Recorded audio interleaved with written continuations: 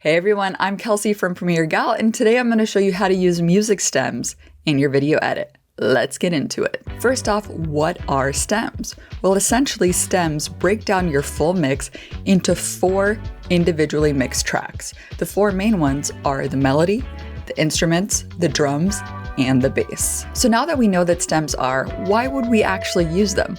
Well, it gives you more control over your edit. For example, with me talking right now, or if you have somebody talking in your video, let's say the melody of the music track is a little bit distracting. Well, what you can do is you can actually disable the melody for when the person is talking. And now we just hear the instruments, the bass, and the drums. But you could also strip it down further and remove the instrumental track. So now we just hear the bass and the drums. And you can go a little bit farther and just remove the bass entirely. So now we just hear the drums. So now you watching this are able to focus more on what I'm saying, and you have the added benefit of still having music in the background.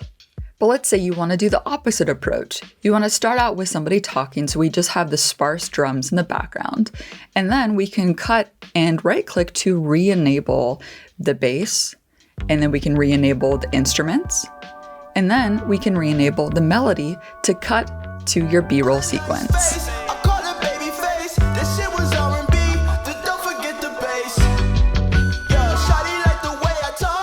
So normally with B-roll, you want to have the melody there because it's more catchy and it's more engaging for the viewer to watch your video.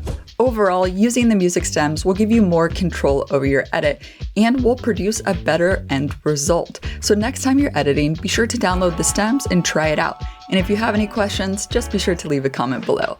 Thanks, Epidemic, and I'll see you next time. Bye.